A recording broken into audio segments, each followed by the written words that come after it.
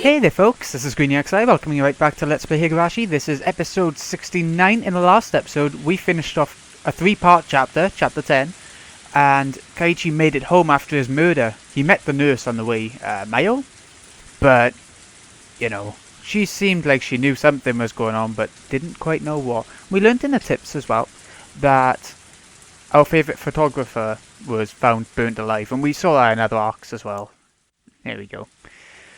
Oh yeah, in last episode as well, I was saying about how I thought there couldn't be much left because there wasn't any tips, more tips shown, which was strange because it said page 2 of 2 as well, but there's actually a third page when I went to look at view all tips after, and there are 3 tips left. 3 left, so let's get going. Not much left. My you. Right. At first, I thought it was a dream. I was staring at this strange sheet, not really understanding what it was. It's a ghost! That was all. I didn't go after it, nor did I ridicule it. The fact was that the boring view was the ceiling of my own room, but I didn't realise that for a fairly long time. Derp. Yes. I thought I had been dreaming, but I had actually been staring at the ceiling the whole time. Lethargy, induced by the voices of the cicadas.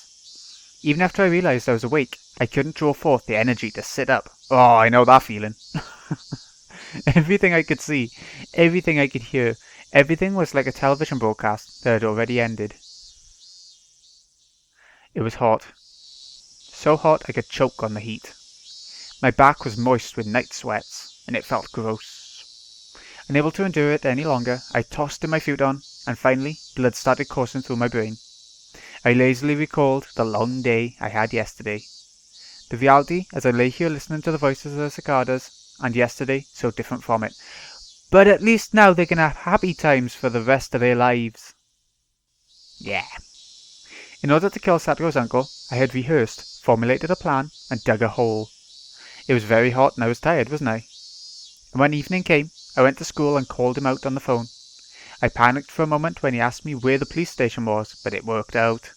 Then I awaited him and swooped down. I couldn't remember any more what sort of emotions I'd let control my body. There wasn't many emotions from all I remember. In any case, it didn't go smoothly, but I did it. It was very hard to dig the hole for the body. That feel of the rain pelting down on me, I don't think I'll ever forget it. The rain, the mud, and the sprays of blood. The sensation of floundering in a swamp. When I met Takano-san on the way home, that wasn't good, no matter how I interpreted it. It was the most misfortunate and uncalculated thing that had happened that night. Everything would have been perfect if only I hadn't encountered her. I was just riding my bike with my shovel in one hand, through the downpour, at least soaked. There's no way someone could surmise I was a murderer burying a body just from that information. Now that I was thinking calmly, napping under the morning sun, that's what I thought. Still, the more I think about Takano-san's eyes, they were crafty eyes. It seemed like she understood. Takano-san, she knew that I'd killed someone, buried them, and that I'd been on my way home, exhausted. Takano-san wouldn't gain anything from selling me out to the police, but that didn't mean I could feel at ease. I should have killed her. I'd crossed such a bridge to get my tranquil life back, and I'd finally achieved it as a result. But now, for the rest of my life, for all the tranquil days starting today, I'd have to live in fear of when they could suddenly end. That's true. I may have twisted my ankle, dulled from total exhaustion. The fact that I couldn't make the snap judgment I needed to, I regretted it more and more as time went on. You didn't have a choice, Keiichi Maebara. You didn't have any choice at the time. You were tired.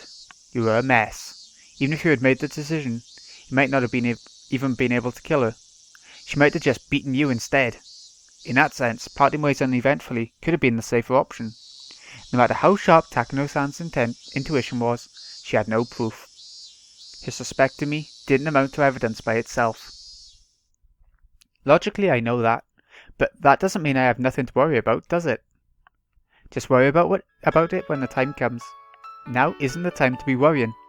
Oh, nice music! It's happy times! It's the time to be smiling, right? You accomplished so much just to gain a new life starting today, didn't you? Then you should be happy at this new morning. If remembering the past is too hard for you, then just consider everything up to yesterday as having never happened. You said so yourself. You'd bury it all like it never happened. Well, your wish came true. Everything before yesterday never happened. So be happy, Keiichi Maebara. Yay! I stuck up my hands lazily. It felt a little silly for me to be the one doing it. I heaved a sigh from deep in my belly. That sigh got my lungs moving. It felt like I had been breathing until just now. It wasn't enough to admonish myself over. All the dice that could be thrown already had been. And the numbers that turned up weren't bad at all. If I lost with those numbers, then I'd just have to give up, I guess. It's funny, in this series, it seems to use dice a lot as a sort of metaphor, you know, all that sort of stylistic stuff. But in Humaniko, the sequel to this, not sequel, but it's got parts of it to it, is all about chess. It likes its chess in that game. I grabbed the chest in my pyjamas and flapped it back and forth. Cool air flowed over my sweating body. Okay, nothing before yesterday happened. Nothing. Nothing at all. I'd forget it all. Yesterday was all a dream. What time was it? About midday? Getting myself up and going to school this late seemed kind of absurd. But I needed to go. I felt like going to school would be the first step into my peaceful new life. I didn't care how late it was. I would go. I'd go to school right now and get back to the life I'd retaken as soon as I could. My lazy body immediately became lighter at the thought. I rolled up out of the futon, bounced onto my knees, then leapt upright. Nice. Stuck the landing. I stuck out my chest with pride at my gymnast-like pose, then took a deep breath of fresh air. The brisk morning air had been gone for a while, replaced by the crisp air of summer. Downstairs, I got a stern talking to by my mother. Where were you last night? When did you get back? You need to tell me when you won't be home for dinner, things like that. But considering the importance of what I'd accomplished yesterday, a little scolding was no problem. In fact, it even felt like the sort of thing that would happen in such a peaceful life. Yeah. I listened with an irresponsible smile and stepped out into the sun high overhead. It was around the time lunch break would be ending. Everyone would probably be worrying about me. I didn't go to the festival, and now I wasn't at school. Well, maybe they weren't too worried about it. Since they would have gotten a small piece of news, but a happy one, from Satoko today. Yes, the small piece of news that her uncle hadn't come home last night. Satoko would probably live her days in nervous tension for a while, thinking he might still come home. But eventually, those days would end. And finally, Satoko too would realise her uncle was never coming back. And then, Rika-chan would quietly invite her. She would say, "You can live with me again," and everything would be back to normal. Yay! Our lives would go back to how they were before that man appeared. Satoko would start wearing that extraordinary smile, complete with those protruding canines, and fool everyone with those traps she was so proud of. I'd probably be her first target out of everyone, but I wouldn't be mad. In fact, might actually shed tears of joy at the return of something so normal. Satoko. She'd gradually grow back into that meddlesome personality of hers. I mean, my lack of useful life skills was already completely exposed. I wondered if I'd ever be a match for Satoko. But that would be such a pleasant thing to see too. And with such warm, fuzzy predictions, I didn't feel bad for going to school so late. In fact, I wanted to run there now to get there as soon as I could. Instead, I decided to savour the peacefulness of just going to school like normal, without running. The world I'd obtained for myself that gave me joy just by walking like this. Yes! The world beginning on this very day was something I had won. Without that monumental feat yesterday, I would never have been able to come to school so cheerfully today. The school gate came into sight. Just then I heard the principal ring the bell to mark the end of lunch break. It was a clear, refreshing sound. I didn't realise the principal did that. I thought it was like like an alarm bell sort of thing. I stopped despite myself and let myself take it in. Tap. It had stopped suddenly, so there was an extra footstep. With the noise, the blessedness I was feeling throughout my whole body withdrew into any pore it could find, and as if to replace it, I felt like hundreds of hairy caterpillars were climbing up my feet. I turned back, but of course, nobody was there. A single footstep could have easily been my imagination, but the footstep felt so ominous. That extra footstep I had heard after seeing Takano-san off last night. With everything that happened on that insane night, I didn't mind something like that happening once. It had been a hell of a night after all. In fact, having just one hallucination was pretty fortunate. But those footsteps should have ended with yesterday, so if I heard them again today, there was really only one thing it could have meant. Last night still wasn't over. Really? It was still going. Still, that insane night forever. The step I heard, just that one extra footstep, was quietly ridiculing the nonsensical notion that the world starting today was completely different from the one that ended yesterday. My classmates playing in the schoolyard all vanished inside like the tide going out. When I approached the school, it felt like that warm, fuzzy scene had ended, and it didn't feel good. At the entrance, I took a quick look in everyone's shoeboxes. Satoko Hojo, she was here. Mion was here too, and Rena, of course. Even Rika-chan was here. Tomita-kun and Okamura-kun were here. In fact, I didn't see any missing classmates. If there were shoes missing, they would have to be my own. I took my shoes off and stuck them in, then took out some slippers. They do wear slippers. There we go. There isn't a single pair left in the shoeboxes anymore. With that, they returned to their rightful state. But as I stepped up onto the wooden floor, I noticed there was just one pair of slippers left. Huh? Whose? Satoshi. Hojo. Satoshi, who had never been to school since disappearing last year. Until now, we had committed the exact same act of violence, but I guess in the very end, it went differently. You couldn't make it to school, but here I am. I didn't repeat the same mistake you made. I wasn't about to let myself feel superior about that. In fact, I felt an odd sense of familiarity with him. A misfortunate bond with someone I'd never met, due to following the same fate. I headed down the hallway towards the usual classroom. It felt like it had been a whole year since coming here. Hey, did you forget Keiichi Maebara? Satoshi Hojo didn't really disappear on the night of Atanagashi, did he? No. Satoshi Hojo disappeared a few days later. Oh shit. On Satoko's birthday, if I was right. I didn't know what day it was, but I couldn't say for sure I'd avoided Satoshi's failure. Unless I remained here past that day, I was still living in that night of insanity. The teacher still hadn't come to the classroom. The other door clattered open, the one the teacher wouldn't use, so everyone turned at once to see who had arrived. Everyone looked pretty vacant. Suppose I'll greet them. Good morning, ladies and gentlemen. I do thank you for coming all the way out here today. Woof woof woof. Silence. They didn't appreciate it. When I started to think I'd fallen flat, someone finally started laughing for me. Aha! Good morning, Kai-chan. You're pretty energetic today. Yeah, energetic. Maybe you haven't gotten out of the festive mood yet. Hello. Everyone seems happy.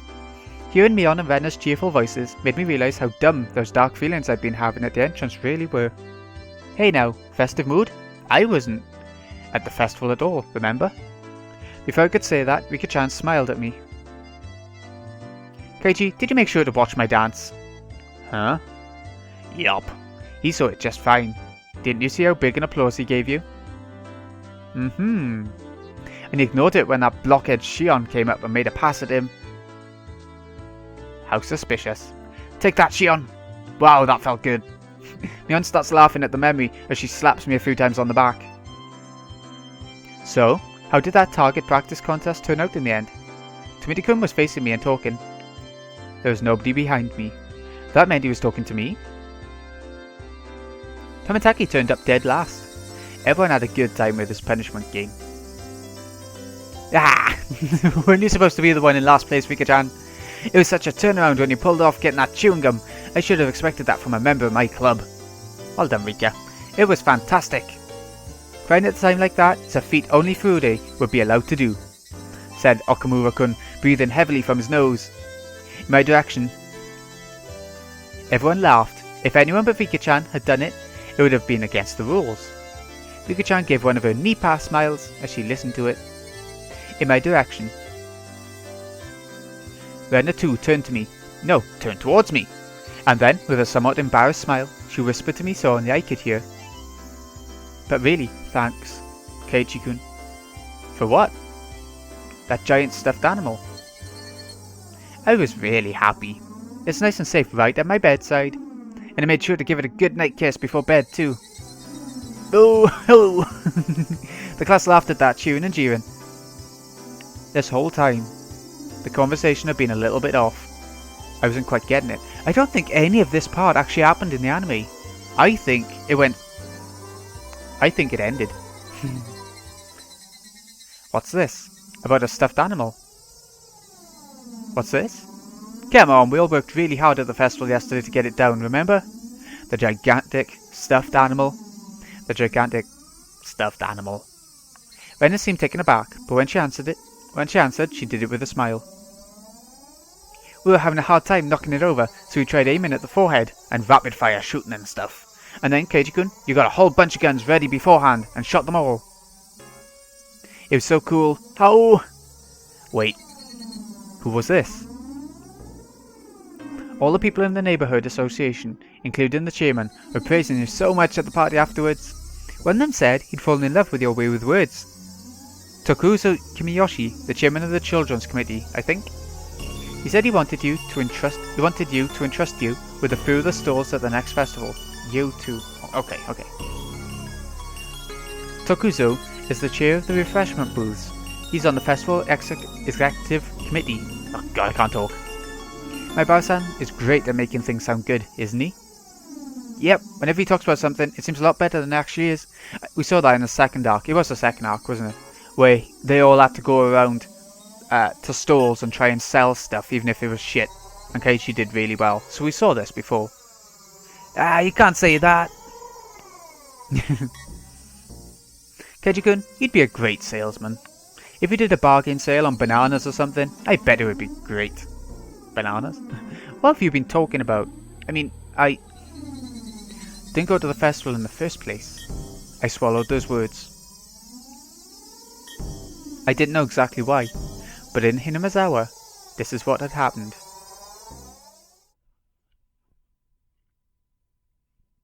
Yesterday, during the Watanagashi festival, Keiichi Maebara had appeared, and he had romped about with all the usual members of his club.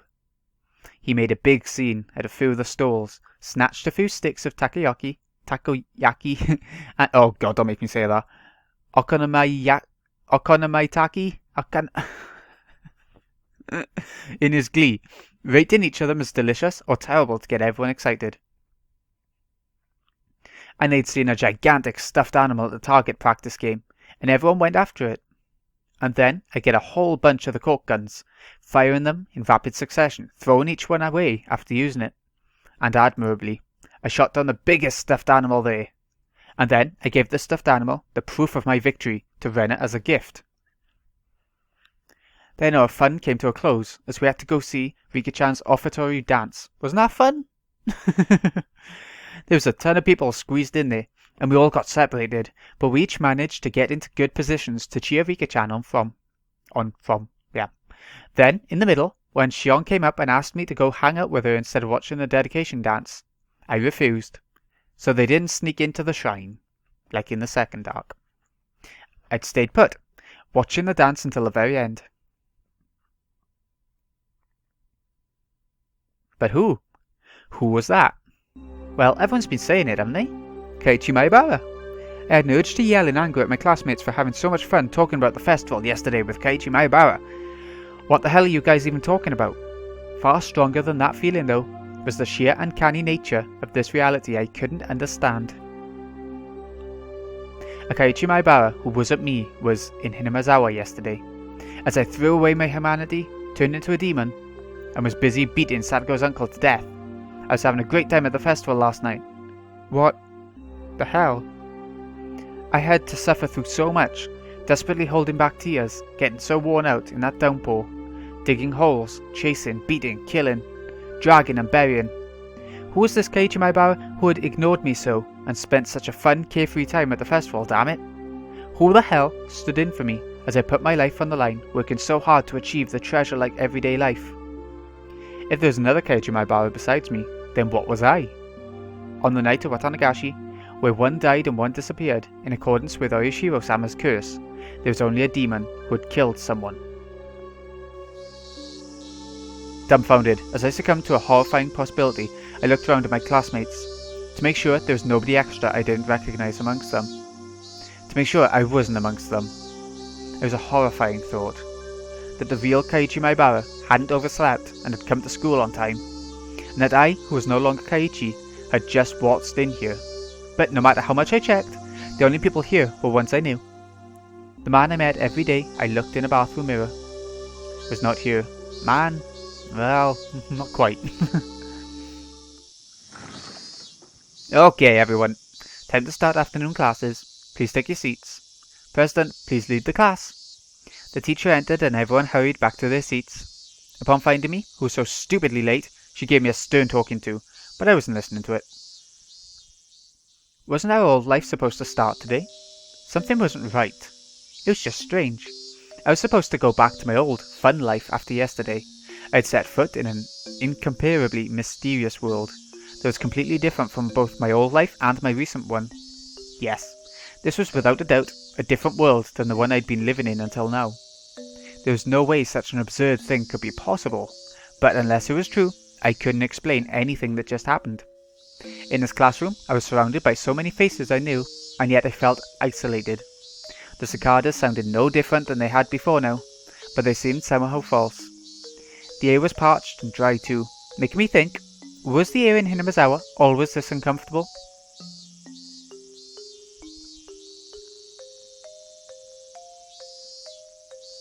Hey, Rena. What is it? We're in class. About the festival yesterday. About when would you say I got there? Huh? To be honest, I was pretty excited afterwards, and I gobbled down some cans of beer. I mean, it's kind of embarrassing, but I don't quite remember some things. For random babbling, it wasn't a bad excuse. Keiichi-kun, you said you couldn't come at first, didn't you? You called Mi-chan's house about it, right? That matched. I called Mion and told it to take Satoko in my place, since I won't be able to meet up with them due to things I had to do. We all decided while we were setting up for the festival that we'd invite Satoko-chan. We wanted to bring her out someplace where she couldn't see her uncle for a little while. That was the same too. Mion said that when I called her. That everyone had already decided to invite her. And then we all went, me, Mi-chan and Rika-chan, to Satoko-chan's house and brought her out. Satoko-chan's uncle seems like a really mean person. Uh-huh. That part didn't matter. What I was trying to ask was, when did I meet up with you? How could you forget that? Keiichi-kun, I think you shouldn't be drinking until you're an adult. Yeah, you're not a man. Whatever. When did I meet up with you? Well. At my sudden threatening demand, Rena was at a loss for words. Oops, I shouldn't have rushed that. I told her I was sorry. It was at the shrine grounds. It was unexpected. You were talking to Rika-chan, weren't you? Yep. You were having a fun talk with Rika-chan in her shrine maiden outfit. And then Rena came up and said, "Hello, I'm taking you home." I was talking to Rika-chan. And I asked, "Kai-chan, didn't you have something to do today?" Then you pounded your chest and said it yourself, that letting loose at the festival was more important than some silly errand. I didn't say that. I never said anything like that. I never even went to the shrine grounds yesterday to begin with. I never had the time to stop by a place like that. I went to dig the hole as soon as I woke up. I had a pretty hard time doing it. After that, I snuck into the school and made a call. I called him out and lay in wait. And then it started raining really hard. With that kind of downpour, the festival should have come to a halt. In other words, it ended then. From the time the festival started to when it ended. It would have been impossible for me to have swung by the shrine grounds. I was already there when Mion and the others dragged Satoko out and brought her to the shrine, and I was talking to Rika-chan. Then, where would Rika-chan say we met? The teacher went out to wash her hands, so I ran over to Rika-chan's desk and asked her directly. With you? Yeah. We were talking to each other before Mion and the others got there, right? When did we see each other? When and where? I don't know what you're trying to ask. I drank so much beer I lost some of my memory. I don't remember a thing. Looked like Rika-chan bought into my babbling. We saw each other when the mayor and the others came out to the assembly hall. You were in front of the ritual implement storehouse. Huh? What? The ritual implement storehouse? I never heard of a building called that before. Or maybe I have, but at the very least, I wouldn't know where on the shrine grounds it was. The mayor got real angry at you, since you shouldn't go near holy places without authority, remember? Keiichi, did you forget that too? I was too scared to ask anymore. The more I asked, the more it became clear without any doubt that Keiichi Maebara was present at the Fude Shrine grounds during the Watanagashi festival. The clearer that became, the more doubts, no, fears, I had. Who on earth was I yesterday? Whoever that was, he had a good time in my place and managed to go the entire day without letting them notice I wasn't there. Oh right, when did that person leave everyone? This morning my mother got mad at me for having stayed out so late last night, which meant at the very least that Keiichi Maebara hadn't come home while my mother was still awake. The festival would have been closed because of the downpour. If I recall right, when I went back to the house's storage room to get another shovel, I think the clock said 7. Since it was already raining hard by then, the festival would have had to close down before 7. If I'd returned that early, I would have definitely run into my parents.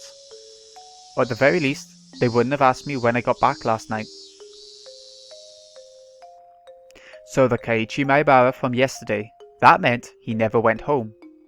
That meant the downpour happened, the festival was broken up, everyone left. But he didn't go back to the house. Oh, that means... When I arrived at the natural conclusion, a wicked chill suddenly froze my spine and climbed up my brain. That meant Keiichi Maebara was the same as Satoshi. One day he never went home. On the night of Watanagashi, he never went home. The downpour interrupted the festival, and on the way home he suddenly disappeared. And I, who was dealing with a corpse, went home without a problem. I was so tired I wasn't even hungry, so I went up to my room without a sound and crawled into my futon. Who was I? That much was obvious. Keiichi Maebara. Keiichi Maebara was me. There may have been another one, but that doesn't negate the fact that I was Keiichi Maebara. Then, the other Keiichi was what? The voices of the cicadas steadily filling the classroom and beginning to bother me. Suddenly, I laid eyes on Satoko. Oh!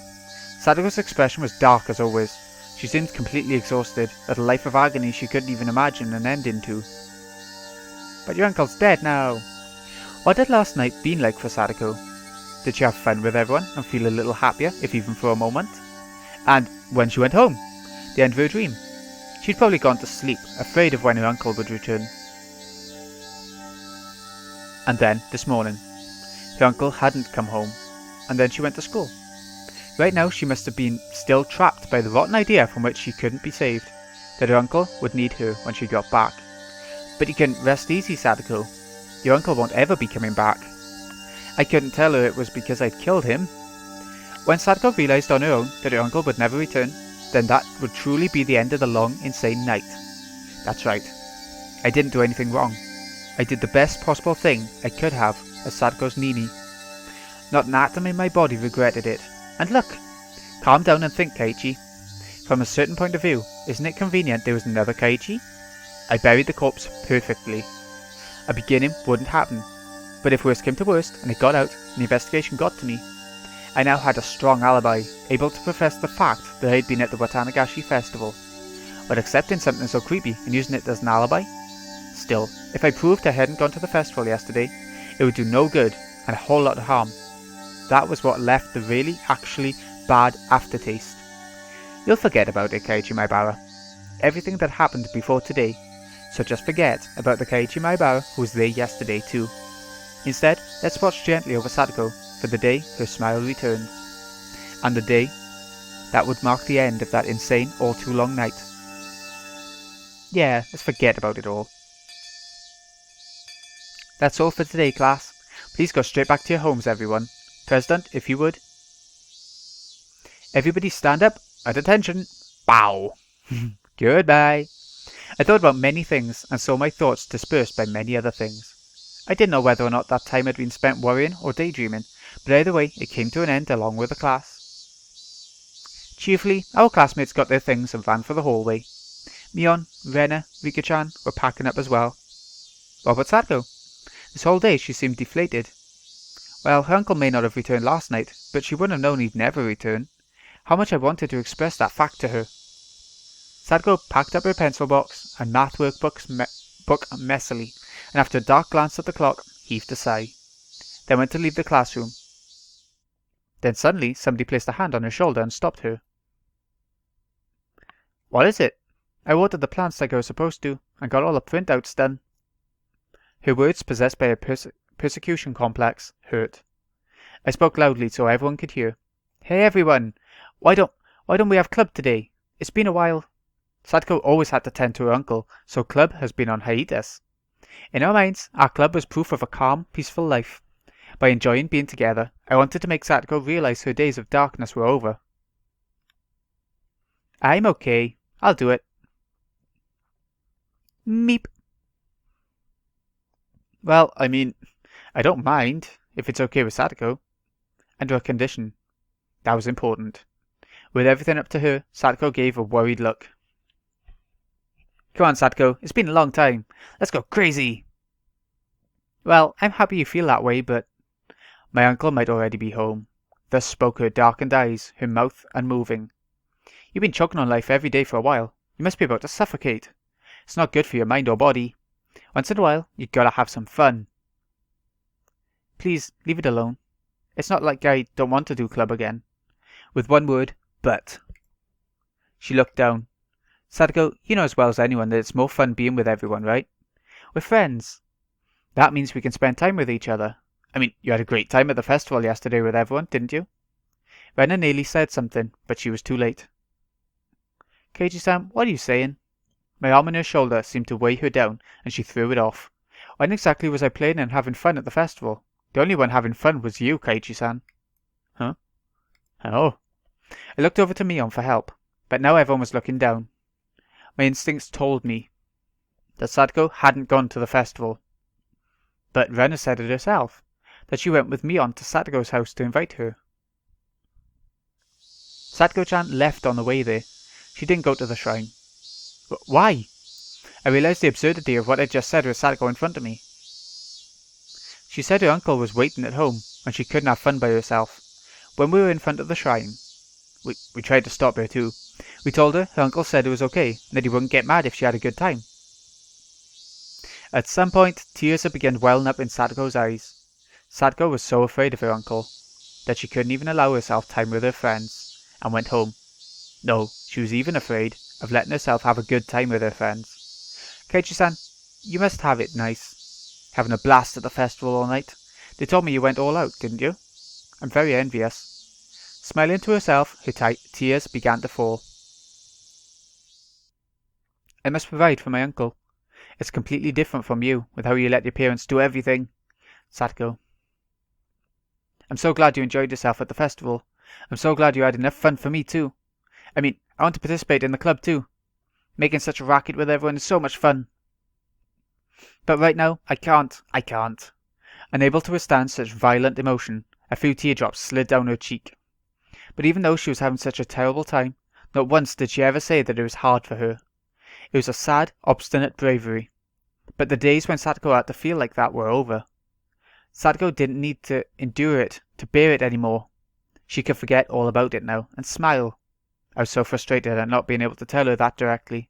Instead, I said something that I'm not sure I should have said before I thought twice about it. Uh-oh, here it comes. He didn't come home, did he? How would he know? The words were deeply meaningful to me, but I didn't know if Sadako understood them. Didn't come home? Who? He didn't come home last night, did he? Your uncle. What are you talking about, Keiichi-san?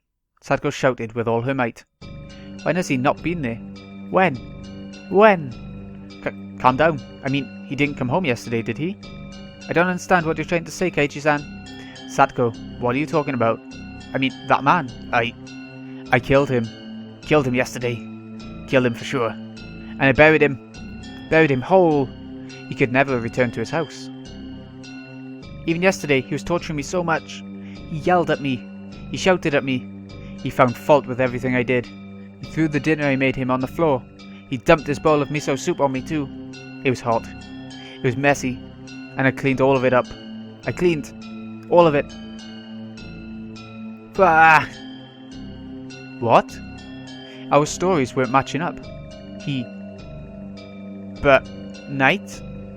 And this morning, when he woke me up to make him breakfast, he got so mad at me. He would have got mad at me whether I'd gotten up or not. Oh shit. Sadako. Rika-chan went over to Sadako and said a few words of consolation. but Sadako angrily refused those words and thrust Rika-chan away. Nini! Nini! Come back, come back! Crying, Sadako slowly walked out into the hallway. After a moment, Rika-chan went after her. I couldn't stop thinking about the words Sadako had spoken while crying. I buried her uncle last night, but she said this morning that was impossible. I buried him last night so she couldn't have seen her uncle this morning. What was Sadako? At that point, I heard Mion's cold voice. Hey Kei-chan, what did you mean about Sadako's uncle? Gulp. I said too much. I let my emotions get the better of me. When I heard it too. You said Sadako-chan's uncle didn't come home. Why? Why didn't he come home? That's strange. Sadako-chan's uncle was right there this morning, wasn't he? So why would you say he didn't come back? Come back? Kei-chan, you've been saying weird things for a while. Suddenly, Mion and Rena started to speak in strange and creepy voices. What were they doing? What were they saying? Kei-chan, is it somehow inconvenient for you for Sadako's uncle to be around? No, what are you talking about? Of course it would be better if Sadako's uncle wasn't here. Oh shit, the eyes are coming. Yup. That's true, of course. If only he weren't here, right? Something wasn't right. The next thing I knew, Mion and Rena were smiling thinly, and their eyes were dark and muddy in a way that I'd never seen before. And as our eyes met, that mud even seemed to fill the air. Sadako's uncle is an awful person, no doubt. I think we'd all be better off with him gone just as much as you do. But he's here. There's nothing we can do, right? Nothing we can do. Something's wrong. Something's clearly wrong here. What the hell was happening? After a moment, a chilly, liquid-like feeling, as though my blood had been mixed with sherbet, crawled up my spine.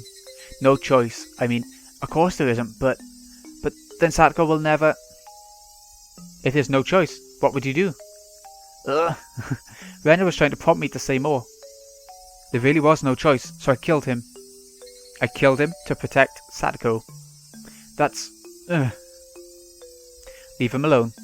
I think things will resolve themselves soon enough. Sadako-chan said her uncle was here, so he's here. He was here yesterday, and he's here today. She said so it's fine, right? Right? Mion and Rena were speaking unbelievably dismissively. How could they be talking like that? Mion and Rena, they were my friends, and were seriously worried about Sadako's abuse, weren't they? They would never blurt out something like this. And I definitely killed Sadako's uncle. No matter what Sadako or anyone else says, I wouldn't acknowledge it, because him being alive was impossible. There's no way he was alive. It was impossible. And yet, since Sadako herself said he was here, then he was alive. I didn't know why or how, but suddenly, Mion and Rena were at my sides, standing there silently. Let's go home, Kei-chan. After we leave, Rena wants to go treasure hunting for the first time in a while. Mi-chan's coming too. Kei-chan, you should come along. Of course, you're not allowed to refuse. If words could freeze blood, then there was no doubt that they would have frozen me solid. I could hear it, a layer of thin ice, the sound of all my muscles tensing. And with them closely at my sides, we left the school, as if there were police officers taking me away. They talked about silly things the entire way home, like they always did, but they always stood at my sides, as if to prevent me from escaping. This was strange. Everything about this day was strange. Actually, it had been strange ever since the previous night. Yes, thinking back, it had been strange ever since killing Sadako's uncle. That creepy meeting with Takano-san was only the beginning. That insane night was still continuing. Yes, it still hadn't ended. What? What's wrong, Kei-chan? Why did you suddenly stop? Sorry, it's nothing. When it stopped, it was distant, but I definitely heard them. An extra set of footsteps. That was proof. Proof that insane night hadn't ended. Mion left where she usually did, and finally we came to my house. Okay, Keiichi-kun, wait here for me. Rena will come to pick you up soon. What was it? She was inviting me along on one of her oversized garbage treasure hunting at the dam site, right? But why now? Mion coming along was strange too. Mion may have accepted Rena's little hobby, but she hated fishing through garbage, so she'd never come with her before. And the location, specifically being the dam site, was a little creepy. The damn construction site was completely outside the flowing of everyday life. It was so remote that no one ever went there unless they thought to, in particular. Nobody lived there, and there were no lights, so at night it got dark very quickly. I was being forcibly invited there. There was no reason I had to fear Rena and Mion. Besides, wouldn't the trouble I'd make by refusing them be a pain to deal with? In that way, it didn't seem like going treasure hunting with them was a bad idea. But that insane night was continuing. Haven't the sirens of instinct been wailing in my mind for a while now? Warning me that Rena and Mion were strange? That I needed to be cautious. The warning sirens were so freaking loud, it felt like my head would split in two. Ah, Rena. I actually have something to do. Something to do? Like what? Like what? I just have something to do, okay? If I had something to do, why didn't you say it while Michan was here? I already told her to meet us at the dam site before we split up. Rena was smiling, but her words made her discomfort clear. Sorry, I just kind of missed the opportunity to say so. Really? You're lying, aren't you? You just made that up now, you liar. That's what Rena's eyes said to me. My head hurts. I might have a cold. So I wanted to go get it checked out and get some medicine. Really? That wasn't really a lie. My head did hurt a little bit, so I wasn't lying. Rena, she couldn't figure out if my head hurt or not, just by looking at it. Then, I guess that's that. After staring me in the eyes for a few moments, she fired a sharp, needle-like stare at me. The tension in my body loosened, and I felt like my knees might buckle. If you're going to the clinic, then you should go soon. Sometimes they close early. Thanks. I'll do that. Make sure you go, okay? To the hospital. I will. Go, for real. I will. Seemed like Rena had realised that I was going to refuse her invitation for a while now. With how serious she looks, she might actually call the clinic later to make sure I went. I couldn't say anything careless. Lying about getting checked out was just an excuse to decline her request in the first place. It didn't matter whether I actually went. Yeah, I'll go. If you want, I can bring you the bill tomorrow. Oh, that would be good. Be sure to bring it, okay? Rena will look at it then. Another tingle started crawling up my back. There's no ignoring it. Rena and Mion must have been monitoring my movements. That wasn't normal. Far from it. All of it was insane. I did what I did because I wanted my peaceful life back. But what on earth was all this? It was far from peaceful. Something had gone mad, leaving the world out of order. With the other Keiichi Maebara, with those creepy footsteps I'd been hearing, with Rena and Mion acting so curious, and above all, with him being alive. Where was I? Hinamizawa village, Shishibone. I knew that much. Was this really the Hinamizawa I knew? Hey, Keiichi Maebara, where is this? I asked, whipping around before the front door, to face the one who has been following in my wake all day. Nobody would have been there, of course. Keiichi Maebara, huh? That's what I just called him. Called the one who had been trailing behind me this whole time. That shadowy presence, always clinging to me, like it was constantly watching for the opportunity to change places. Footsteps always following me, was another impossibility. It couldn't have been a ghost, so it was just impossible. So the strangeness must have been my ears, my head, or Hinamizawa. Everything I could see was the same exact Hinamizawa I knew so well, and that gave me the creeps. Eventually, I decided to actually go to the clinic. Oh, okay. I really didn't want to go outside, but a stronger feeling than that desire was the fear Rena might actually be keeping an eye on me to see if I went to the hospital. But before I went to the clinic, there was something I wanted to make sure of. It was at school. I pretended I'd forgotten something, and was going back to the classroom to pick it up. As soon as the thought crossed my mind, I was overwhelmed by paranoia. I was just going to the classroom, but I hated it so much having to be so careful to fake it. After carefully verifying once more that nobody was watching, I went over to the locker. Yes, Satoshi's locker. I committed the crime with the bat I found in this locker, Satoshi's bat, and then I'd thrown the bat into the swamp, which meant the bat shouldn't have been inside. But what if the bat was still in here? It was a very dreadful, incomprehensible idea, but if it was true, it would explain a lot. If the bat was in here, yesterday's events would have all been a delusion. No, an illusion. I hadn't killed anyone, and I'd gone to the festival. I had a great time rampaging about with everyone. It would prove that Keiichi Maebara was really me. Proof that I was only under some strange assumption that I had killed Satoru's uncle. Proof that it had all been a wild fantasy. That would explain everything. Nothing happened yesterday. I just got mad, unable to separate my shocking uncle-killing dream from reality. That would explain everything. If the bat was here, would I be able to accept that reality? If it was here, nothing will have changed. If it was here, it would just mean I'd gone crazy. Is it there? Preparing myself for the worst, I opened the locker door. I was actually scared of opening it slowly, so I threw it open with a bang. And just like the first time, the choking scent of smell and sweat, like a stale towel, came flowing out. There was a baseball uniform and some miscellaneous other things, like notebooks. There was also a shoe pouch, and as for the bat, it wasn't here. It was how I left it when I took the bat out. There was no doubt, yesterday really happened. Now that I knew I wasn't a lunatic, I felt relieved. But at the same time, if I wasn't the crazy one, then Hinamizawa was, and that was evidence of a reality I found just as difficult to accept. There was a noise, somehow, creeping into everything I saw, and the world was losing a tiny bit of colour. So, what did I know about last night now? Now that I'd made sure the bat wasn't there, I didn't need to be here anymore. Shall I go? For real? To the hospital? It was my first time going to the hospital, but from what I'd heard, it wasn't far from school. That's good placement in the village, actually. Keep it near the school for the kids. My mum had told me where it was.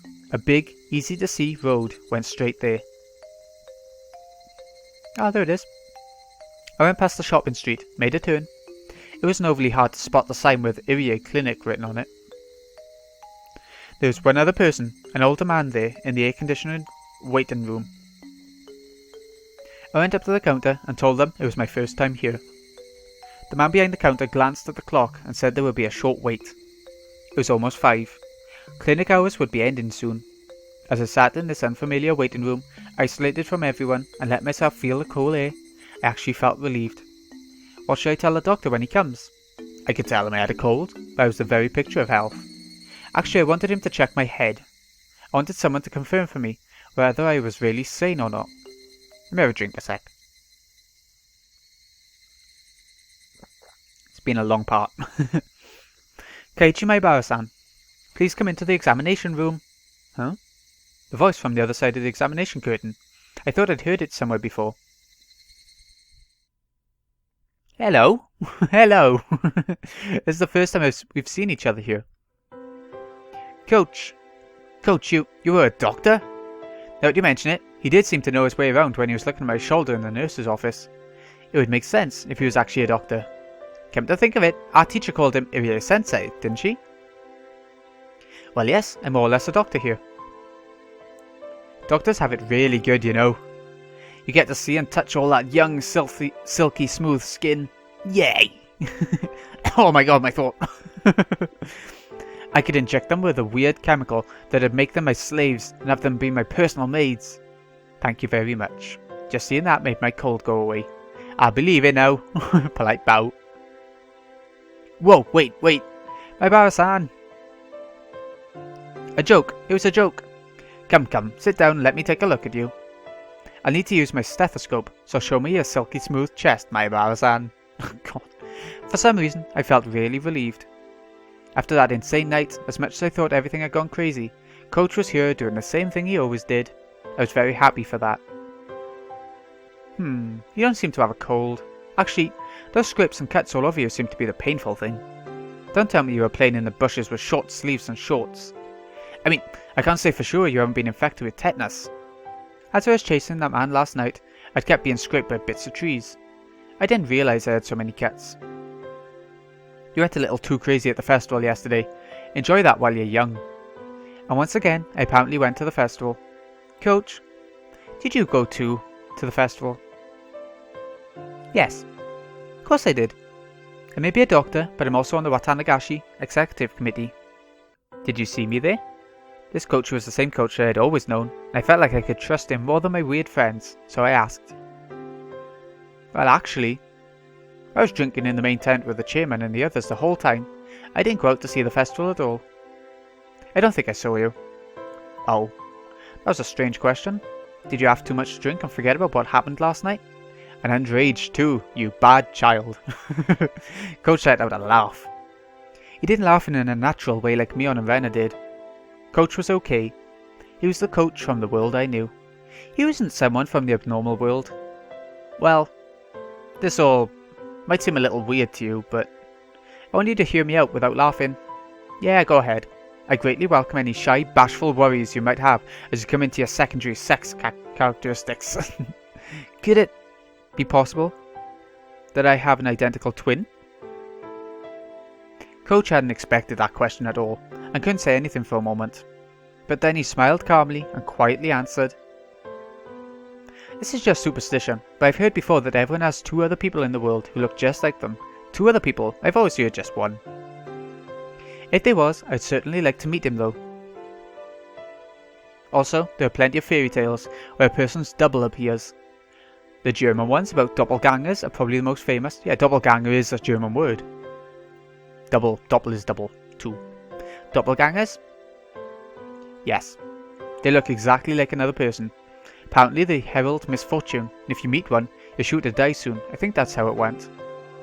When you meet them, you're sure to die soon.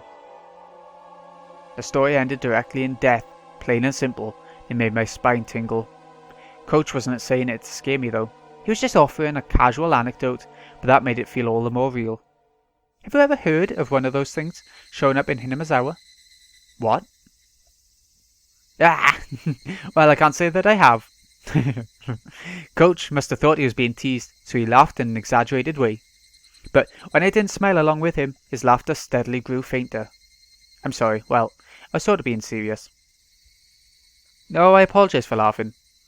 Was there something you were worried about?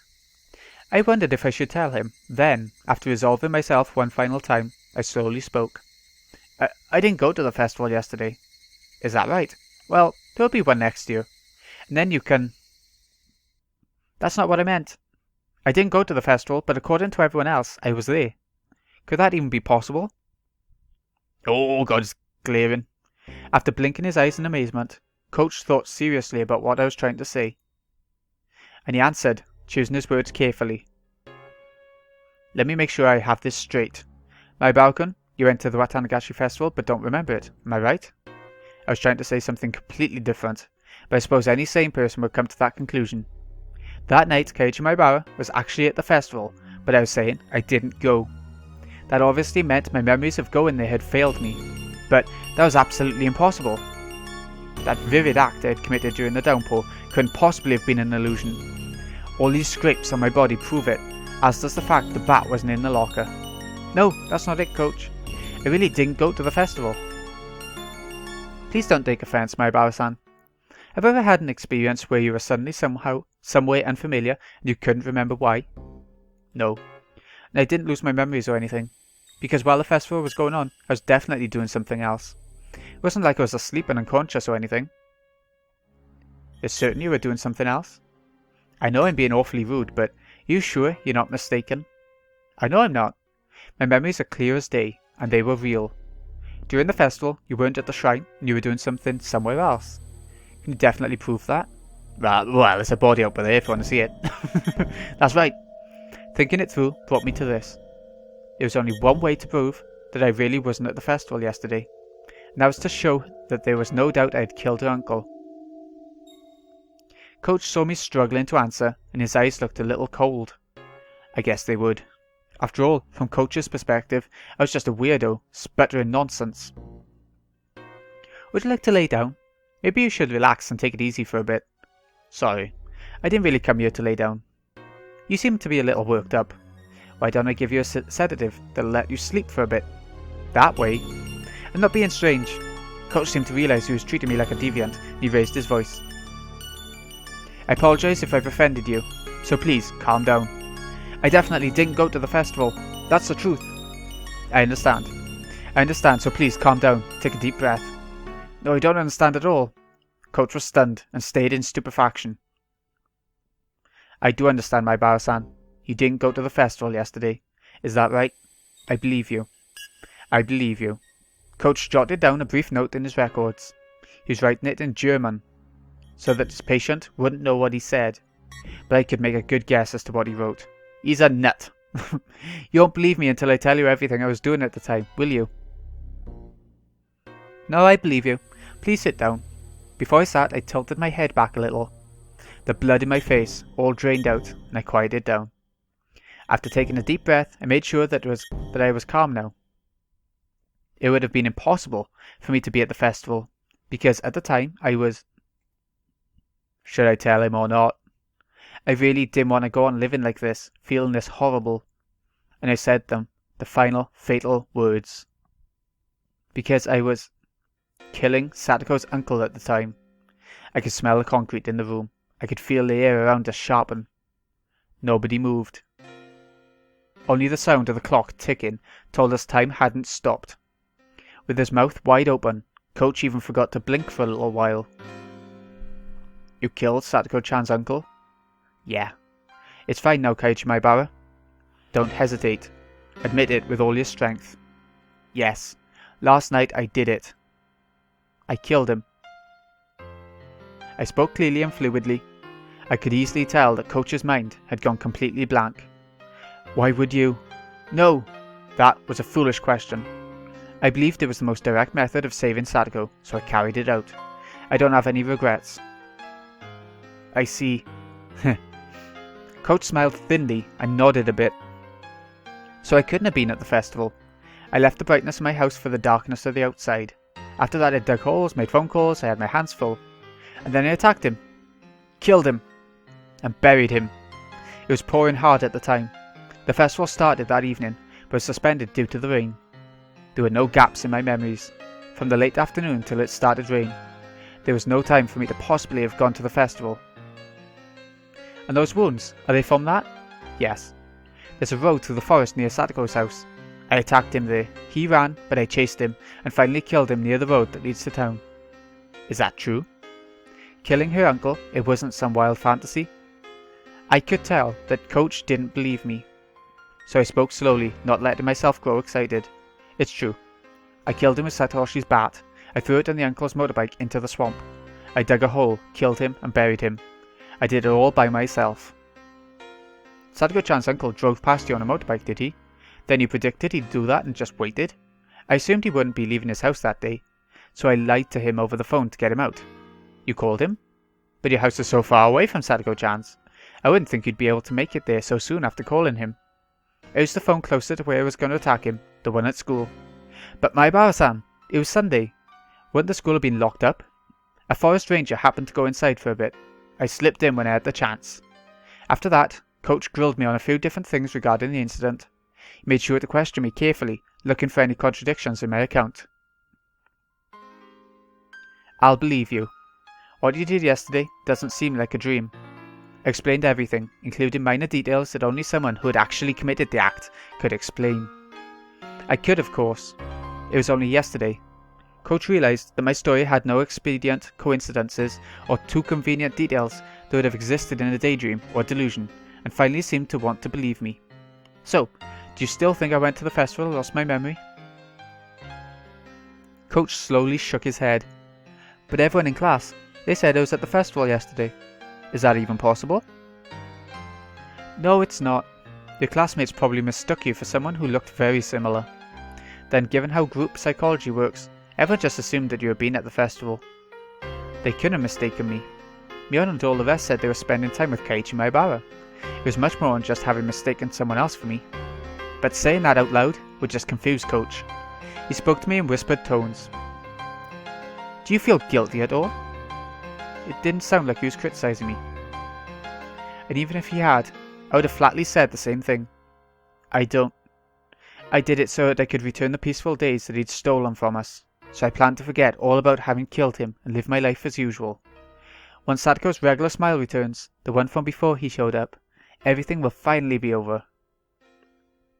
Any chance that someone witnessed the crime? I don't think so. If someone had seen me, I would have been arrested already. I'm a doctor. My job is to save lives, so I cannot make any statements to the effect of condoning the taking of another's life. So instead, I'll say this. Coach slowly rose and placed a hand on my shoulder. For saving Satoko-chan, I thank you. Coach's eyes started shedding warm tears. When I looked at him, I started to feel some tears of my own. Ugh. I didn't know what I was crying for, and so for a little while, the two men in the room fought back their tears. But it's strange. What is? I'm sure I killed him, and yet he seems to have returned home alive. Coach's expression immediately sharpened. Depending on the situation, there are many ways that mere unconsciousness can look like real death to a layperson. Do you think it's possible he was just knocked out? I didn't check for a pulse, but I'm pretty sure I did him in. Can I ask you to reproduce the situation which you attacked in Maebara-san? Coach rolled up a health and fitness week poster nearby and offered it to me to represent the bat. Though I may have been lost to the emotions of a beast that night, I remembered in detail the number of times I swung the bat, the angles I had swung from, and the force I had applied. Using Coach as a stand-in for the uncle, I reproduced them over one by one. And when he tripped and fell, I bashed him in the top of the head like this. When I did, it felt different from the other strikes. I thought I'd cracked his skull. Coach was calmly analysing this information, using the places I'd struck and the situation at hand, to find out what state the uncle's body had been in. I wasn't totally sure he was dead, so I hit him a few more times after he fell.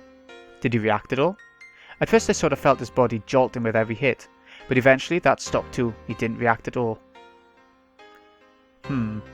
Coach folded his arms and said a few times, and then he spoke. He's dead. There's not much doubt about it. He didn't just look like he was. I can't say very much from just your story, Maebara-san, but I think it's almost certain. Besides, you buried the corpse in the mud, and that took you quite a bit of time, right? Let's say it took you 30 minutes. That would mean he was buried under the muddy water for those 30 minutes. If you don't breathe for that long, your brain will die no matter what. You mean, even ignoring how hard I hit him, he would definitely have died while I was burying him? That's right. It's impossible to stay alive buried underground for 30 minutes. Impossible, you're right.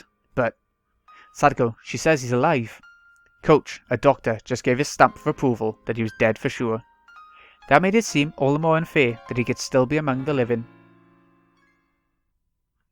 Maebara-san, this is a really horrible idea, but is it possible that the person you killed wasn't actually her uncle? Huh? He's right, that could be why. It cleared up the inconsistency of my definitely having killed someone, but him still being alive. There's no way. I mean, we were both at Sadako's house when she was bringing us alcohol inside. There was a man who stuck his face out the window to look. It was him, right? That was Sadako's uncle, right? Yes. You're not wrong. It was that man. Could she have had more than one uncle or something? Not one that I've ever heard of. It's just him. Could you tell me what he looked like? Well, his height first. He was about 175 centimeters, maybe a little taller. In order to eliminate the worst possibility that I'd killed someone else, Coach began to thoroughly compare what the man in his mind looked like with what I told him the person I'd killed looked like. But no matter how in-depth my description went, none of the characteristics differed. The uncle's traits, according to Coach, were all exactly the same as the person I'd killed. But those traits were all extremely vague. They weren't particularly distinct at a glance. Could you... well, is there anything else about him that would let us identify him for sure? Now that you mention it, I've never seen it, but... I believe Satoko-chan once said a long time ago that he had a tattoo of a tiger or something on his back. A tattoo? That was really important. Not everyone had a tattoo. If I found a tiger tattoo on the back of the man's corpse, it would be proof I'd killed the right one. At the moment, though, there's one other thing that would verify this. To go to Sadako's house and see for myself the uncle that had returned home despite having died. But that was far more terrifying than digging up the body and looking at its back. Without even looking at the tattoo, I knew for sure the one I'd killed had been Sadako's uncle. I cracked his head open and killed him. And yet, he'd gone back home. There wasn't any misunderstanding, or even the shadow of a doubt in my mind about having killed him. And yet, it was impossible for him to exist. Kinda like how Keiichi Maebara had been at the festival, despite it being impossible. That small commonality made me feel as though a faint but bizarre force was permeating this insane Hinamizawa. I wonder, what on earth could have happened, despite you not going to the festival and killing Satoko-chan's uncle? You were at the festival, and the uncle you killed is alive. None of this makes any sense. When I look at everything that way, it's almost like I'm just having a nightmare, and there's no killer at all. But it's the truth. Sensation as I used my own hands and that bat to bash him again and again. It was no illusion or dream. Coach let out a slow sigh, then after looking at the clock, got up. Let's go over this all a little more seriously. If you'll excuse me, I'll go put on some tea. Clinic's about to close after all. I need to let the other employees leave. Coach stood up and went out into the hallway, leaving me alone. The clock was about to strike 6. I was at the festival, and the uncle I'd killed was alive. Had I really committed murder yesterday? The only whisper of a fact that proved it happened was the absence of that bat from Satoshi's locker. In any case, I was glad the coach had taken my nonsense seriously. I just confessed to murder. Normally, that would frighten a person away, but no, he's, Keiichi respects her here quite a bit, doesn't he? But Coach didn't run, he cried with me. I was glad he did. Like so, my tension smoothly melted away, and I suddenly realised I really had to urinate. I thought to use the restroom while Coach had stepped out. There was one across from the waiting room. As soon as I left the room, I saw Coach and 2 male doctors wearing white clothing standing in the shadows of the hallway nearby. I didn't particularly intend to eavesdrop or anything, but I was quite surprised upon noticing how uneasy they seemed. I hid behind the wall and quietly listened in. It seemed like Coach was giving directions to the 2 doctors. Black tea? I'll make some. Mix in amobarbital or ravenal. Cover the taste with milk and sugar. He may grow suspicious at the sudden onset of drowsiness. Yes, the Leighton song. I can't remember the name of it. Somebody linked me to a few different songs that he's uploaded. But I can't remember the names of each of them, but I can remember the songs. We will handle that. How many male staff are still here to handle his violence? I think I might have skipped over it without saying it there. 1 mountain dog, including us 3. What was all this? I think I was already agitated, despite what Coach said. Was that it? Was it just a casual conversation? And it was only sounded unbelievable to me? Coach said he would bring some black tea and left the room. And then, in the shadows, he was telling his subordinates to put some kind of sleeping powder in the tea. Plus they were getting extra help, in case I thought the sudden sleepiness was suspicious, and started getting violent. Hey wait, Keiichi Maebara. Calm down, calm down. There's no way something this stupid could be happening. I mean, he was genuinely listening to my story, and he even cried with me. I thought he was the one person in Hinamizawa who would understand. There are signs of fabrications or falsehoods, and his memories of yesterday in particular are completely confused. He can no longer tell truth from falsehood. It's quite similar to multiple personality disorder, but as for how quickly this mental disorder emerged, it's just not normal. Maybe it's inborn, or perhaps there were signs of it before he moved here. I'd like to take a look at any records of him staying at the mental hospital before he moved here. In any case, I want him to take a quiet nap. The 2 doctors nodded deeply. I should probably contact Maebara-kun's parents too, but I can't think of what to tell them. Please find his home phone number for me. My eyes, still moist, began to shed tears once more. This was too cruel. I really thought he had actually understood, and he believed what I told him. But now, from the other side of that wall, he was bluntly treating me like a crazy person. I believed you. I'd let down my guard because I thought you were the only ally I had left after that insane night. Was that a lie? All that about thanking me on Satoru's behalf, were you just pretending in order to keep me placated? Ugh! My tears fell to the floor in frustration. I was an idiot.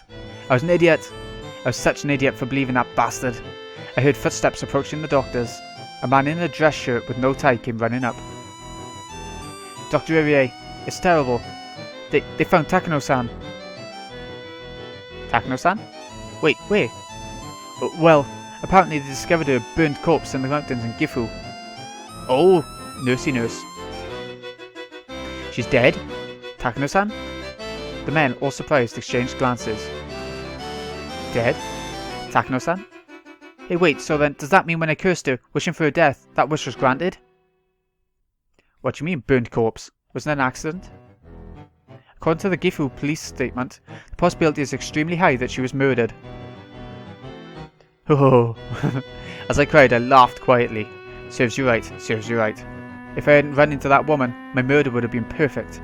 But she just had to come driving up to me and tried to coerce me like that. I regretted not having killed her on the spot, but now she was dead anyway. My curse, my wish for her demise, was fulfilled. Serves you right. Serves you right. Risa-san died and Takano-san died. What on earth could be happening in Hinamizawa? Don't tell me that this was all Ooishi-sama's curse for this year.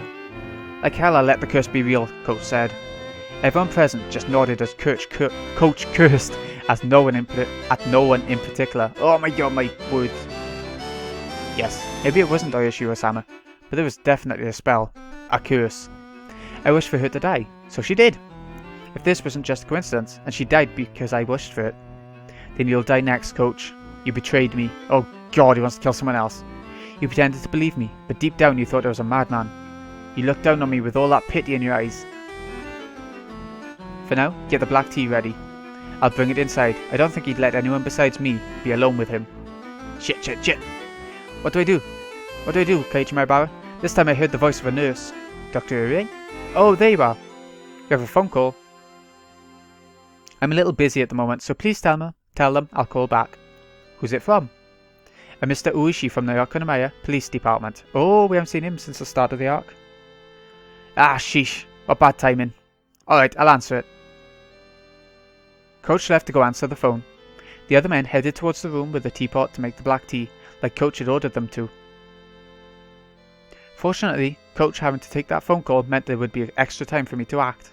I had to decide what to do now. Would I let him make me drink the sedative-infused tea, or be held down and thrown into a mental hospital? Nothing would come from starting a brawl here.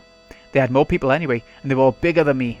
If it had come to a fight, I didn't stand a chance in hell. If I couldn't win against them, then there was only one thing left to do. Run. Adrenaline suddenly rushed into my brain, and my body started to move with keen instinct, like it did on that night.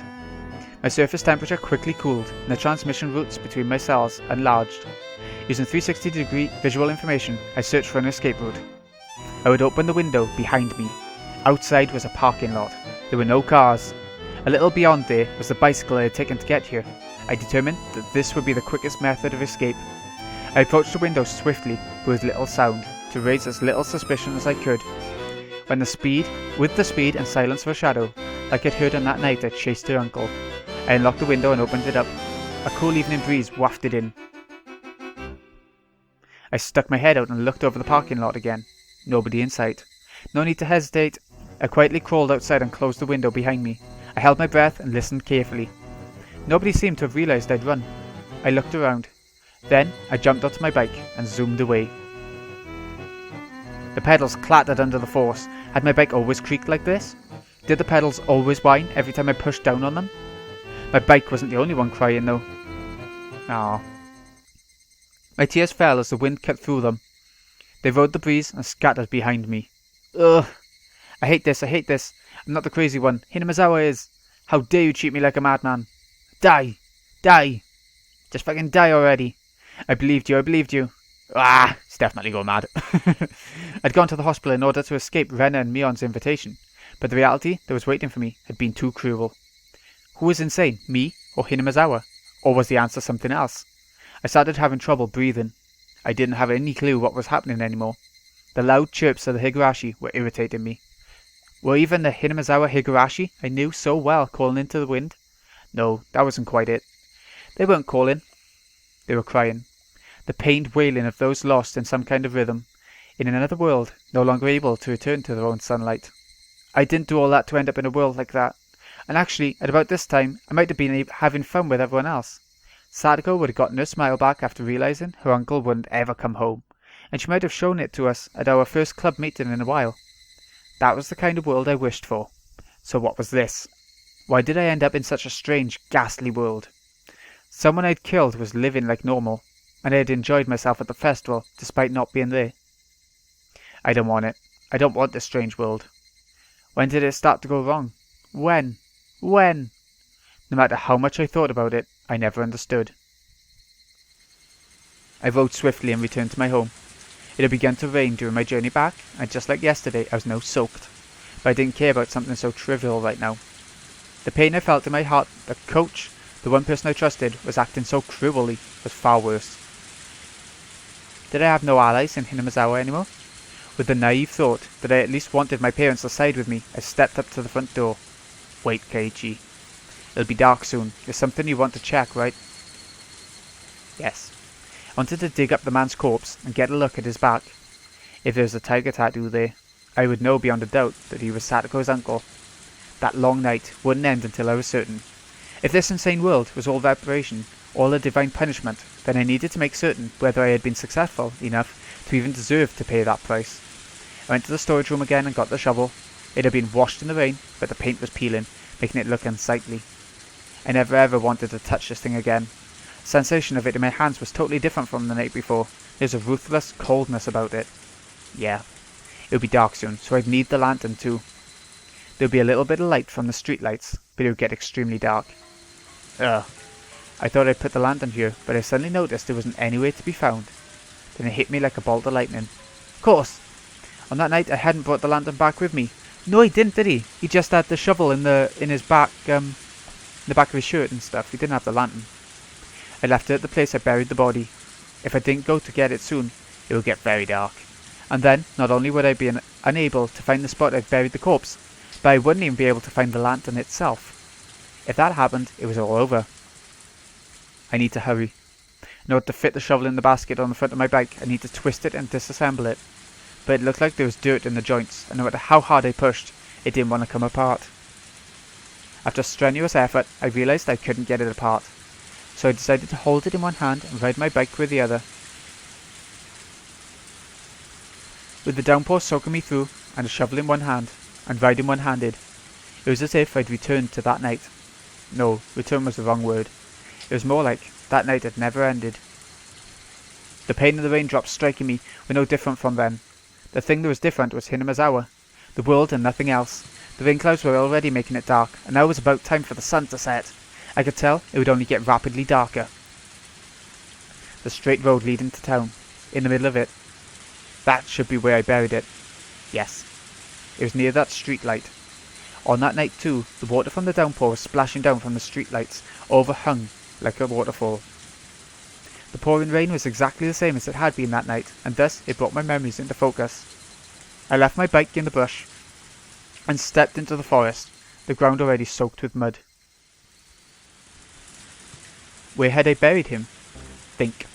The darkness, the shadows, the water, the mud. Everything was the same. Think. And then I spotted the lantern by a fallen, moss-covered tree. That's right, I left it right there. If I left the lantern here, then I would have buried him over here. With the sensation of standing in the sludge, my feet remembered the spot better than my eyes did. I plunged my shovel into the ground. It's hard. It wasn't here. I just dug it up, so it should have been softer. I stick my shovel down in a few spots to test what they feel like. Oh, my voice is going. One of them clearly felt deeper. I recalled where the lantern was, where the trees and things were in relation to each other, and knew that it had to be here. Under here slept that man's corpse. There would definitely be the tattoo of a tiger on his back, but if it wasn't there, then I had made a horrible mistake and killed someone completely unrelated instead. I would be more dazed at the fact that Satoko's uncle wasn't dead than I would regret having gotten someone else mixed up in this. If this insane world was punishment for the sin of committing murder, I wouldn't be able to accept it until I'd killed Satoko's uncle for good. And then, without any fear, I'd attack him again. And that time, I would kill him for sure. But what if the tattoo was there? That would mean I'd killed Satoko's uncle, but that would be terribly strange. If I'd killed him for sure, then who was the uncle at Satoko's house this very moment? Impossible! I didn't even know anymore what I was using the word impossible to refer to. I've used the word quite a few times today. If I had to make the words impossible fit just one thing, what would it be? That much was obvious to me. It would be impossible for this crazy world to be real. I shouted, then turned behind me. There was nobody there, of course. It hadn't been bothering me for a while, but those footsteps had followed me this entire day. Even just now, an extra set of footsteps had splashed behind me. No one was actually there, no indications of anyone, even. But they were there. Who are you? You've been following me ever since I came to this world. That's right. Thinking back, the first time I heard those footsteps was after Takano-san and I had parted. Those footsteps were my welcome into the strange inside-out world. No one could be there. I'd get no response. Whoever it was, they just kept staring at me. It was ominous, just unpleasant. After staring into empty space for a bit, as I bathed in the rain, my illogical anger slipped away. My tension loosened, and a tired feeling reared its head. I tasted this feeling that night too, the sudden exhaustion I felt as the tension in my brain loosened. My vision quickly narrowed, and I felt like everything around me had suddenly gotten darker. I couldn't give in to this sensation. I would light what little explosives were left in my brain and force myself to keep going. I needed to dig that man up before my stamina ran out. I needed to see the tattoo woman's back. I caught my suddenly ragged breath and calmed down. Then I stuck the shovel into the soft, muddy ground again. It felt exactly the same as that night.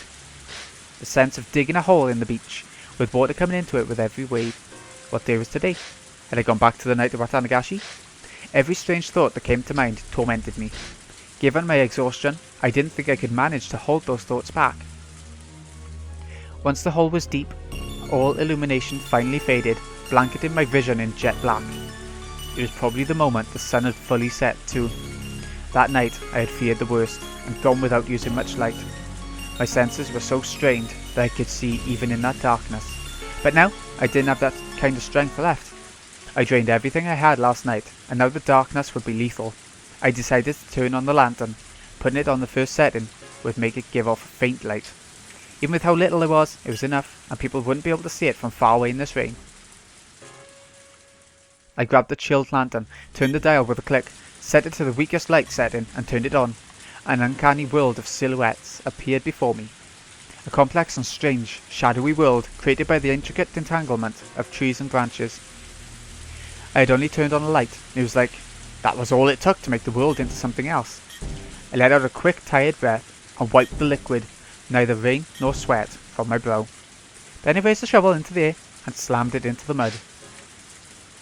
That moment, the silhouettes surrounding me, ominously, all moved at once. Inside my head, something packed in there, something coarse but not hot or cold, was loudly rushing about. The silhouettes were all around me, looking down at me. And one of them, a silhouette bigger than the others, stepped forward. Well, hey! It wasn't all his imagination. Good evening. The moon sure is beautiful tonight. The coarseness in my brain shot through my whole spine, and left me at my waist. The strength in my body all left me through my hips, and I crouched down with a splash into the sea of mud I dug myself. Ooishi? Is that really how you address your elders? You'll have a rough time of it once you become an adult. It was not only Ooishi, but 5 or 6 of them in a row, men wearing raincoats. I had no inkling that this many people had gotten so close. It was like, once I turned on the lantern, they just appeared there, sliding out of the shadows. Please don't mind us. Just think of us as trees in the forest, perhaps. Don't mind them? Yes. Pay no attention to us. Please continue digging your hole. It's very late and raining very hard, and you're working pretty fervently. Won't get in your way. Please dig to your heart's content. No thank you, I said. When I tried to get up and turn around, 2 men blocked that route. They stood on either side of me and lifted me up with amazing strength, and threw me into the sea of mud. As I soaked in the mud bath I dug for myself, I looked up at the silhouettes looking down at me. Ooishi squatted, picked up my shovel, and threw it at my feet for me. It bounced loudly off the mud and hit me in the face. Ow! Come! Please continue. Continue. I couldn't bear the oppressiveness of the silhouette surrounding me, and slowly I stuck the shovel into the mud again. I felt like I was digging my own grave. If I kept digging, it wouldn't matter whether there was a tattoo or not, because that man's corpse would appear eventually. It was all over. Surrounded on all sides and nowhere to go. But I just couldn't figure it out, no matter how much I thought about it. Why, were they here? Is it Takano-san? There was only one person who could have made the connection between me and this place. Shit, I knew it. She deserved to die. Stopping so soon? Ugh. Bam! Ooishi kicked me in the back, which took me by surprise, sending me flying into the mud. Hurry up and dig, please. You really should consider the fact that some of us are standing out here in the rain. Fuck you. If you don't like the rain, then just go home. Ooishi kicked some mud into my face. Work, please, instead of talking. Only people from the red light district do both at once. Isn't that right, boys? The men around him didn't react, not knowing quite whether they should laugh. but when Ooishi glared at them, they started mumbling out pained chuckles. Just who was this guy? I knew the world had changed after that night, but if I went even further back, didn't it start when this guy showed up? Yeah, that was when our peaceful days had been taken from us. Ever since he showed up in Hinamizawa, things have been odd. Everyone stopped smiling and the world went crazy. The ground under my feet gradually got harder and heavier. At this point, even I started to think something was odd. I hadn't buried him this deep on that night, had I? My exhaustion peaked and I sat down on the spot. How long do you want me to dig? Kids these days have no stamina. Hey you! At Ooishi's gesture, the men all pulled out their own sinister looking shovels. As I watched the daze, one of them grabbed my collar, dragged me out of the hole and threw me to the ground. The rest of the men stepped into the hole I dug and started shoveling themselves. As I stared at them, dumbfounded, Ooishi sauntered over and squatted down to look at me directly. Keiichi Maebara-san, is this a hobby of yours, digging holes on rainy nights? When I didn't respond, Ooishi took one of the tin buckets they were using to bail out the muddy water, scooped up some of it and splashed the whole thing in my face. Ugh! The rain's heavy today too. No matter how wet I get, I still don't understand the appeal. Ooishi smiled to himself and scooped up another bucket full of muddy water. I'll ask you again, is digging holes on rainy nights your hobby? Who the hell would have a hobby like that? Splash! Ooishi hit me with another bucket full of muddy water. The pebbles in it stung. Ow! Will there be something in that hole? I've always liked that story, you know, about the old man who could make plants bloom and the puppy digging in his yard for gold. I've never heard that one. As he spoke, he ran the bucket through the muddy water again, to splash in my face again. What kind of treasure is buried down there, Can't you at least give me a hint? If you want to know, then dig on your own time. You fucking pig. I wasn't saying that out loud, but Ooishi mercilessly drenched me in muddy water again anyway. Shit. If only you hadn't showed up, the world wouldn't have gone wrong. Ever since you showed up, things have been strange. Sadko got abused by your uncle, I ended up killing him, the world went crazy. Here's how it all began. Because of this culprit. He splashed another bucket of mud in my face. My insides were seething with anger. Die, you. You die too. If I have some strange power to kill someone by cursing them, like with Takano-san, then you're dead. It won't be Yoshiro-sama's curse, it'll be mine. I'll curse you and kill you. What a rebellious look you're wearing. Why don't we use this opportunity to teach you a thing or two in that regard? Really do live in peace these days. When I was about your age, corporal punishment was the norm for everything. Ooishi-san. One of the digging men in raincoats wiped some sweat off and called Ooishi over. Ooishi tossed the bucket away, then turned around with an evil grin on his face. Yes, what is it? Please look at this. Acceptance, or maybe resignation. I wanted to say to them, so you blockheads finally found it. Yeah, that's right, I'm the one who killed him. But you're the police, so it's your own job to figure out who he is, right? Come on, prove to me that he's really Sadako's uncle. What on earth? We think it's an old drain pipe. It seems to be connected to the irrigation channel over there. Let's smash the thing. It's not being used, is it? The men all exchanged glances, then hesitantly broached another topic. Ooishi-san, the ground down there is pretty hard. I don't think anything could be deeper than this. Did we get the location wrong? No. At first it definitely felt like the place had been dug up before, but after digging so far, the ground suddenly hardened. We think we've gone down further than the hole that was originally dug. So, what's that mean? There's a hole here and someone filled it back up? Is that what you're trying to tell me? What? What were they talking about? The body's gone! Well, I'm at a loss. Aren't you, Maebara-san?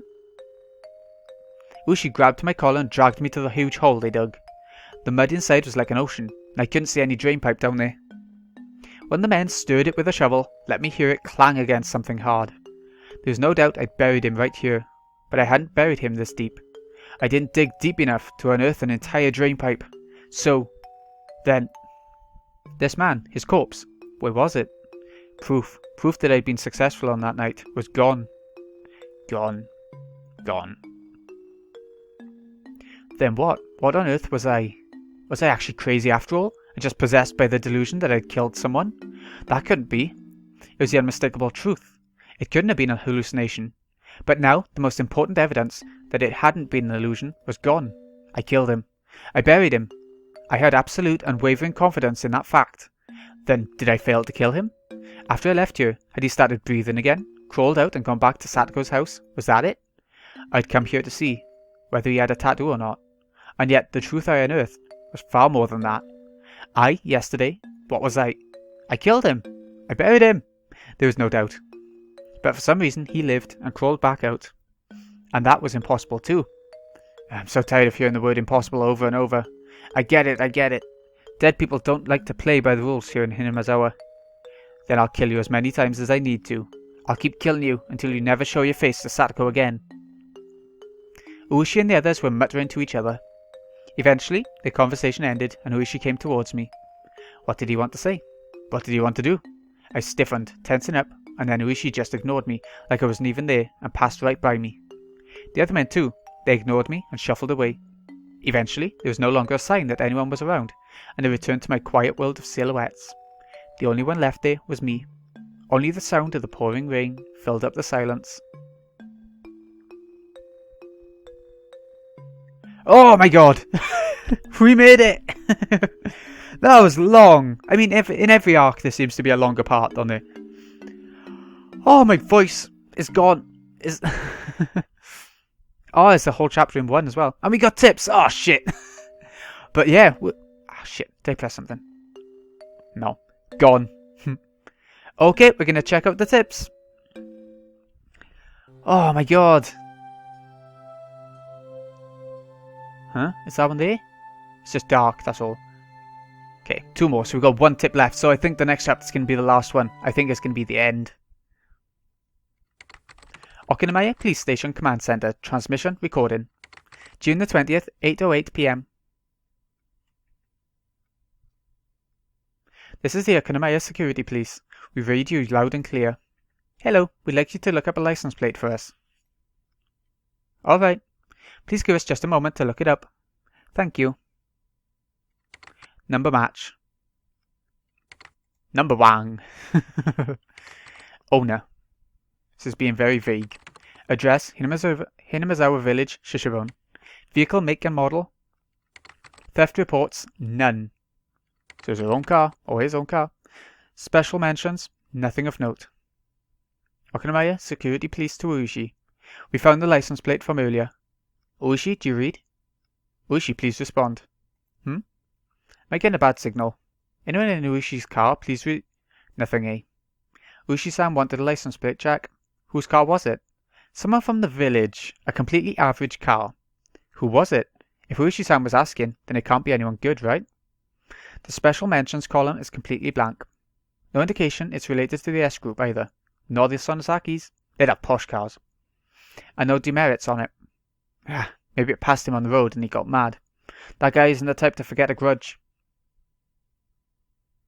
Okay, so they're looking for a car. Probably, what's her name? Mayo's. Because Keiichi had a ride in it. Maybe. I don't know. Record of malice. Let's check this one out then. He said it smelled. He said the food smelled.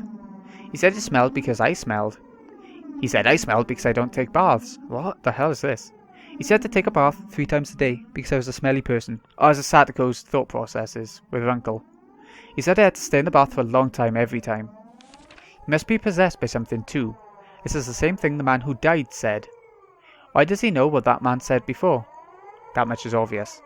The same thing that possessed that man is now possessing him. Can't a sudden earthquake make a big hole in front of the house? If it did, he would definitely go and look into it. And then I'd just have to push him in. I won't give in until I get that chance. I won't give in. I won't cry. I won't give in. I won't cry. Someone is apologising again. I think that was Satoko about the uncle, but I'm not too sure. Was it called Record of Malice? I don't know. What was that supposed to be? And that's why he left it black as well, so that it was completely mysterious and foreboding, I suppose. But I don't know. I'm not sure what I was getting at. Yeah. Satoko's having issues, I think. As you can imagine. Okay, so that's chapter 11. This has been Greeny XI. I hope you've enjoyed.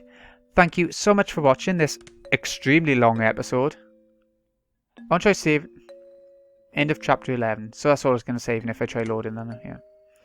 Okay, so, like I said, this has been GreenXI. Hope you've enjoyed this long episode. Thank you so much for watching. I'll see you again in a bit, folks.